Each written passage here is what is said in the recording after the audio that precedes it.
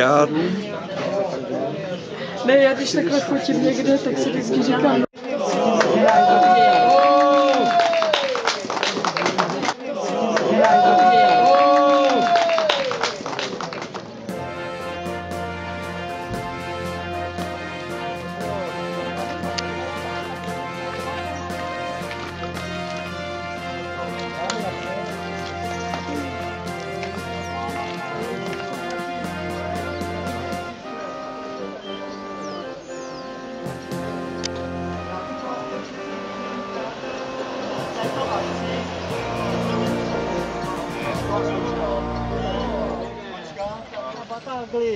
Jak jste znali Battaglio, byl to velký cyklista a náš velký kamarád.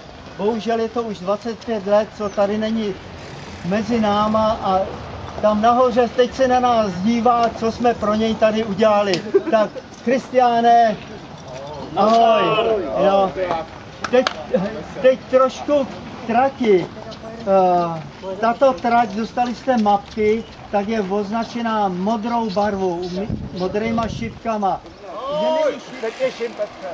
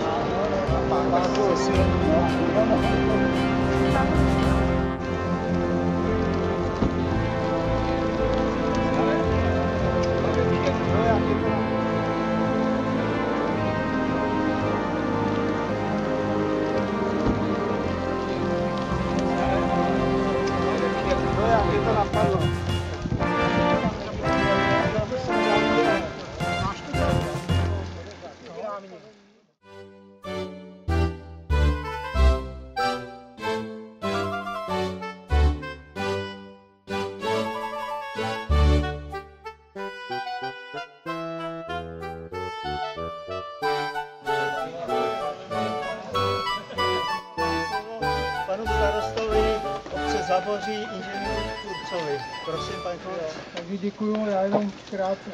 Já bych vás tady chtěl jménem obce Záboří přivítat a sešli jsme se, abychom společně zavzpomínali a uctili památku pana Kristiána Battaglia, který je opravdu cyklistickou legendou nejen ve zdejším kraji a celý svůj život zasvětil cyklistice.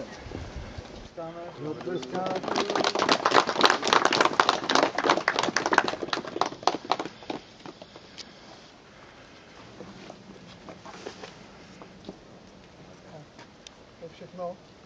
Na vzpomínku na Kristu, moc jsme to s ním zažili. Ještě jednou zatleskáme.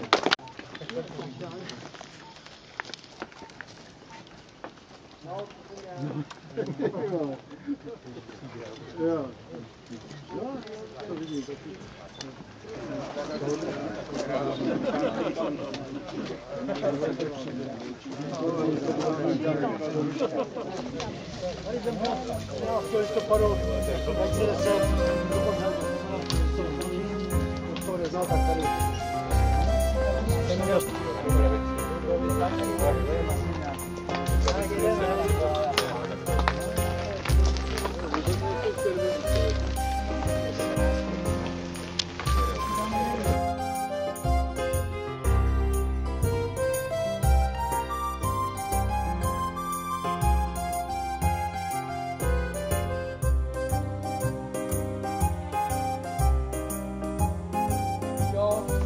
Poslední majitel a držitel tady toho panství častokrát navštěvoval mého dědečka, který byl dlouholetým starostou obce.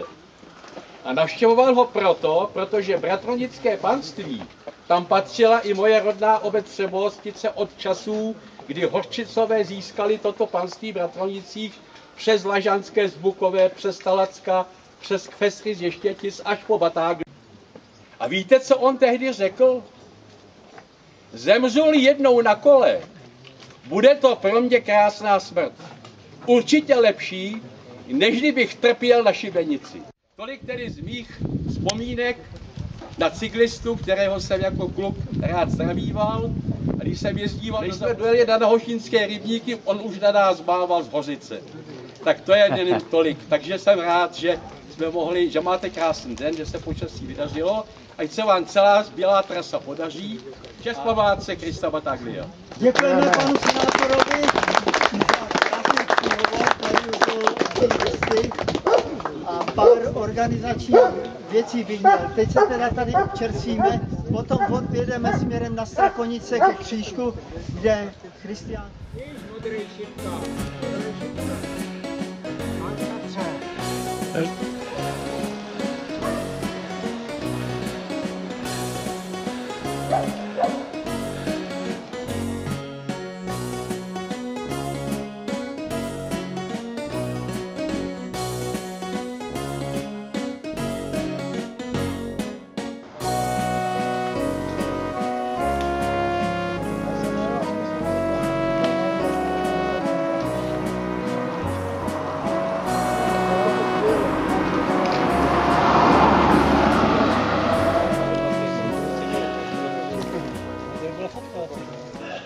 No a Karel by přednes pár slov. Já vám teda řeknu konec teda života Kristiána, když jsme tady jeli z těch závodů ze Strakonic, jeli jsme ve třech, jeli jsme s Láďou Sládkem, to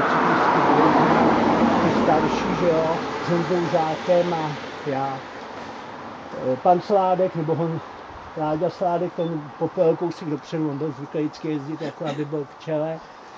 Honza Žák si skočil tamhle do lesa, odskočil, no a já jsem s Kristiánem jel za ním, protože jsem viděl, že už mu to nešlo, on měl už oteklý nohy v té době, on měl vždycky nohy vyšlehaný, cyklisticky a tohle už měl nohy jako bakule a ještě jsme se spolu bavili a on ještě mi říkal, zítra nikam asi nepojedu, není mi tak extra dobře a jeli jsme a tady v těch místech, jak teď stojíte, udělal na silnici takový oblouček a spadnul z kola. V té době už měl on ty nášlapní pedály, z toho mu vypadly nohy.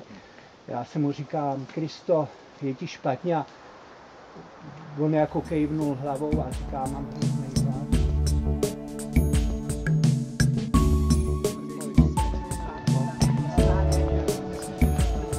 Auto!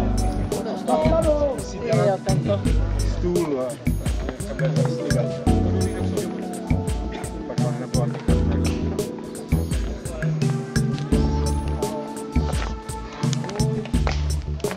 Abys měl památku, jak seš vohnutý, Karle.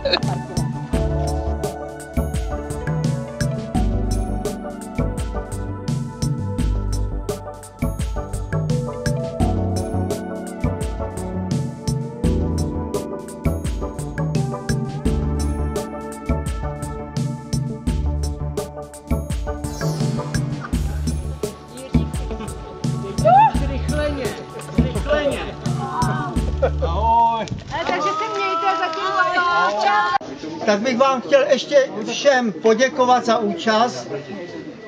Vyhlášení výsledků. Všichni jsme vyhráli, všichni jsme první, všichni jsme absolvovali tuto cestu, tak bez nějaký nehody, problémů. A příští rok?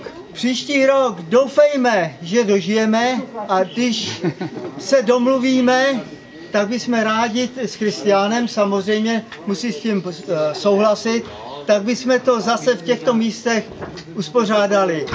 Ale pod podmínkou, že zase vy přijdete, protože bez vás by to bylo o ničem.